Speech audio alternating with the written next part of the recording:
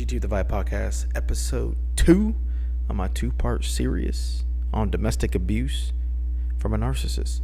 So we're going to continue talking about Mica Miller and John Paul Miller. Let me get this turned up here. So I kind of left off with wickedness in the church and how you have to be aware. So I'll lead in here with awareness.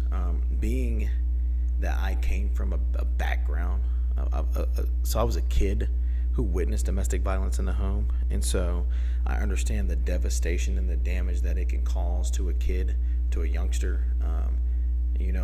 People will say, "Oh, you're not the victim," but at the end of the day, it's not about being a victim. People always want to try to pick out who's the victim, who's the villain, who's the oppressor, who's the victim.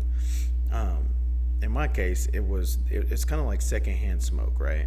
So when somebody smokes a cigarette around you, you get some of the smoke too. It has effects on you too long term. Like, just because you didn't smoke it, right, or just because you didn't light the cigarette up, doesn't mean that you don't get some of the devastating effects later on in life from secondhand smoke. Because if that was the case that we didn't, then I'm pretty sure my mom would have quit smoking. She quit smoking because she didn't want to get her devastating effects to her kids. Okay. So let's talk about John Miller here. This is going to be an episode completely all about him. He has shown the propensity to be the type of person that I would consider evil and wicked. He, in every sense of the word, wickedness, when you think about it, if you take the Satan for instance, he was similar. He was just like, he wanted to be like God. He came from the heavens and was down on the earth, right? Because he wanted to be like God. And so anything that he does is going to imitate, right? Or it's going to look like what God does.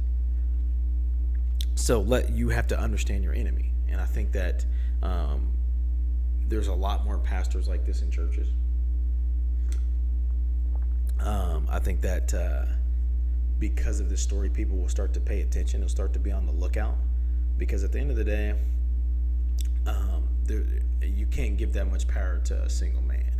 Like me, as an individual, as a father, I don't need all the power in the world. Like that, I could care less. I don't want the responsibility that comes with all that power.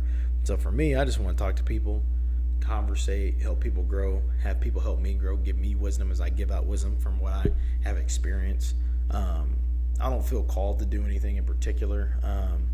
Like being in law enforcement, I don't feel like I need to be like, oh, I'm called to be in law. Because to me, if you're called to be in law enforcement, you're going to operate as if you are called to be in law enforcement. If you have to say that you're called to be in something, or you're called to do something, it's because you probably don't believe that you actually were called to do said thing.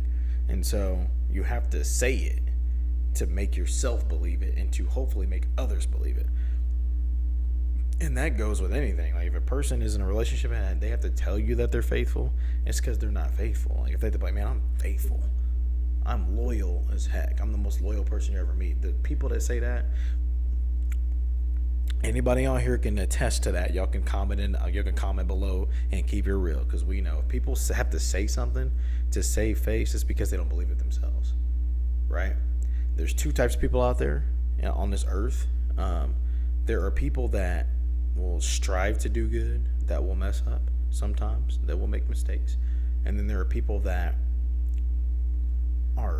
don't care about doing good, that when on the rare occasions that they do good, that gets glorified. And so John Miller to me is a narcissist in every sense of the definition of the word.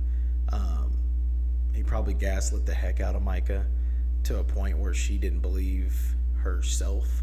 She didn't believe what she thought. Because this happens a lot. You'll have a conversation and they'll flip. Like how quickly he will flip the switch. They show text messages of him talking about he's going to come over there, he's armed, and yada, yada, yada. And then he'll flip around like, well, I'll buy you a new car. And I'm like, that's the switch, right?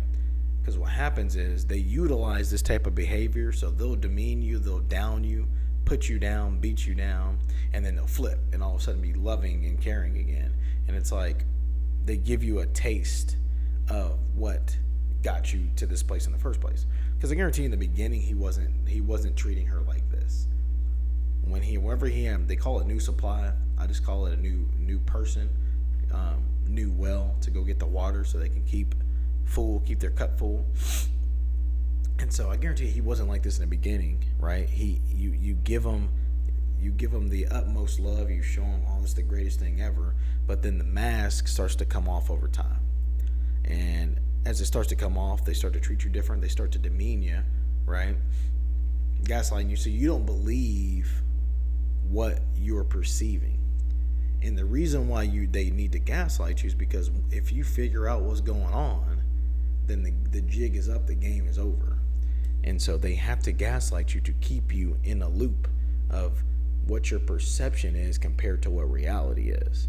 If you perceive reality, they have lost. And what was happening with Mica was she was starting to perceive reality. Her perception and reality came together. And that's what it's all about. That's where gaslighting comes in. Gaslighting keeps a fog in the middle of your perception of reality. And so once the two of them clam together, then you see a person for who they really are, then it's hard for them to be able to gaslight you anymore. It's hard for them to be able to manipulate you. Like, their actions, their antics won't happen. And a lot of times narcissistic people will lash out. So I guarantee you, JP Miller, that dude probably lashed out a lot. They throw fits. It's kind of like a child trapped inside of a grown person's body. And so they think like a child, but they're an adult doing adult things. And really the only way for them to be able to even curb that a little bit is counseling. They have to go to counseling, but they have to be honest in counseling. A lot of times these people aren't honest in counseling. Everybody else is the victim. And so I feel like John Paul Miller has the mindset that Mica is the victim.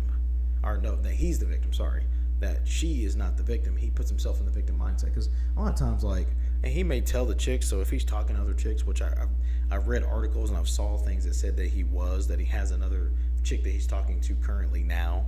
And so, he's probably telling him how bad she is, how terrible, she's so terrible. She doesn't do this, she doesn't do that. And he's cheating on her because she doesn't give him this or she doesn't give him that. And that's the type of stuff that happens. Like, what you'll realize about a narcissist is that they will never take accountability for their actions. Accountability is like the kryptonite for a narcissist, because they don't want to be held responsible for anything. They want all the power of a king, but the responsibility of a peasant. So if you break down the hierarchy of a kingdom, they want to be the king, but no responsibility. They don't want to have to be held responsible for everything that goes on, right? And so they do whatever they want to. Like, literally, they will do whatever it is that they want to, and they don't feel like consequences apply to them. And so that's what he did. He did whatever he wanted to. He wanted to put her in the hospital. Guess what he did? He put her in the hospital, right? He wanted to have another woman. He can have another woman, right? He wanted to drive her crazy, make her look nuts, right? So he can get access, right? That gives him access, and that makes him look better. Because at the end of the day, it's all about saving face. Because he wants to give the congregation the mindset that he is this upstanding husband. That he's just the upstanding dude. He just does everything correctly, right? No problems, right? No questions asked. So he gives off that energy. And as he's giving off that energy, right, people believe it. People start to believe it. And so as they start to believe that, that feeds into his ego even more. So he's like, man, I'm accomplishing what I'm trying to accomplish. I'm gaslighting my congregation. I'm gaslighting my significant other, my spouse, who's Mica. All the while, people can see the truth. And the problem with people that can see the truth is that when they see it, sometimes it's hard to speak on it. Because the thing is, dude's he's in power. How do you tell the church your pastor is narcissist? Your pastor is wicked. Like, who's going to say that? Like, if you guys are going to your church, ask yourself that question. Would you be able to say my pastor is wicked? If you believe that to be true based on their actions, would you be able to say it? Or better yet, who would you say it to? Like, who would you come up and be like, man, this person is wicked. I'm going to say something. Who would you say it to? That's the question that you must ask yourself. And so, this wicked pastor, John Miller, should if the church would have done right in the first place, like, Mica would still be alive. right? She may still be alive if the church had spoken out and did what they had to do to protect that young girl. But the problem is the churches aren't even in the business of protecting kids anymore anyway. Used to be. Back in my grandmama's church back in the day, oh no. Could you it's this new age stuff, I'm telling you. I don't, they wouldn't doing that. Like and so you gotta be careful. And so you have to be more careful nowadays than we had to be back then. Because back then, it was more, if there was less of the sexualized culture that we have now. There's less of all the extra isms and schisms in the culture that we have now. So now you got all this stuff that is a melting pot into the culture, and it's causing problems inside the church. And people want charismatic pastors because people flock to churches to go. They go to church because of the person. They're like, if a person says, I'm going to church because of God, they lying to you. Because if he's going to church because of God, you wouldn't have to travel all the way across town to go to church. If there's a church in your backyard across the street, you can just go over there. So if a person says, I'm going to church because of God, there's some truth to it, because most people, they will go to church because of God. But there is that person that matters too. That's the reason why you go to a particular church and listen to a particular pastor. And so you have to understand that as humans, we have to understand that innate nature that we have. And so this little girl went there, and she was growing up through the church, doing things right in the church, and then he took advantage. Like, he utilized the power that he has to get her to do the things he wanted her to do. Because her sister was talking about how when she was younger, he would like have her. He tried to isolate her from family. If a person tries to isolate you from your family, narcissist, like 100%. Because they want everything that you get to come from them. So if it doesn't come from them, it ain't good. Like, you can't have nothing else. If somebody else give you something, they pay. Oh no, can't give them nothing, because if it doesn't come from them, it ain't gonna work. It doesn't work. It can't happen. Sorry. And so, in closing on this episode too, we have to understand that the pieces matter in the puzzle, and that the pieces of the puzzle are the people that are involved. Because everybody has a say. Everybody has the opportunity to speak out against this type of stuff, but the people are afraid to. Me, I'm not afraid to tell the truth. I don't care if I'm telling the truth to a pastor. I don't care if I'm telling the truth to the President of the United States of America. I will tell the truth because that's what God has called us to do, is to be honest, to tell the truth, to be truthful people, right? And so we have to be that. And I think that we get into a mindset of, oh man, we're afraid. We're more afraid of people than we are of God. And that type of mindset leads to this type of behavior where you have a young lady who loses her life because she's backed into a corner, she's backed into a wall, and she feels like the only way for her to get out is to take her own life. That's the domestic violence that people don't get to see. There's no scars. She probably never had scars on her because he probably never laid a hand on her. But you don't have to lay a hand on him, because there's financial domestic violence, domestic abuse financially.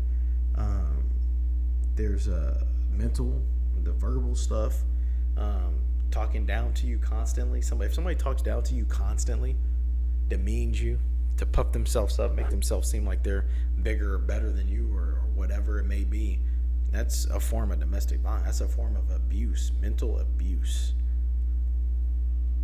If somebody always demeans you, if somebody always second guesses you, always undercuts what you're saying to try to make you look a certain way, or to try to make themselves, because a lot of times what happens in these situations, you got to, especially when it comes to mental abuse, a person will mentally abuse you because they don't feel good about themselves, because they feel like crap themselves, like they're less than you. They have to mentally abuse you so they can pull themselves up. So they're trying to use your shoulders like this and pull themselves up. And so that's the reason why they do it, is they're just trying to pull themselves up because they feel bad about themselves.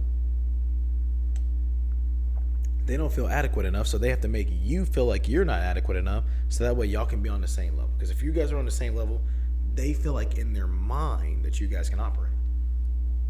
And so that's what John Paul Miller did. He knew he wasn't worth a damn. Dude is the most despicable person on the planet right now, in my mind. And I'm pretty sure it's in a lot of you guys' minds too. And he didn't deserve her. He doesn't deserve to be a pastor of the church. That dude, he deserves to be the gum on the floor in the jail cell. Just sticking to people. That's what he deserves, right? And we know that that's what he deserves based on his actions. This dude has been nuts. This dude's been crazy. Who slashes their spouse's tires? Like, who does that? Who does that? Right? Who does that? And so you have to think about the mindset of a sociopathic type of dude. Like, this dude's nuts. His brain is nuts. And for him to say he thought he brought his wife back to life and in a sermon, I'm just like, this dude thinks he's God. That is a guy that has that God complex. Instead of being godly, he wants to be God. Right? When you get a person that wants to be God, that's the type of actions that these people take. So he's trying to save face to make sure his image is protected, so that way he don't look bad. Because if he looks bad, guess what? His job is on the line. His job is on the line, guys. Crazy. It's episode 2, guys. Thank you for rocking with us and keeping on rocking with us. Please don't hesitate to like our videos, share, subscribe to the channel as we try to grow. We got a goal to try to get to 10,000 subscribers in the next couple months by the end of summer at minimum. So we're going to keep pushing content out there. We're going to keep talking to you guys. You guys ever have any questions, or if you guys are dealing with domestic abuse inside the home, don't hesitate. Send us a message. Email will be linked below as well. So send us a message. We will talk to you. I come from a law enforcement background. We can find whatever resources that you need, we can find it for you. That's our goal. Again, it's GT the Vibe Podcast, episode 2. I'm out.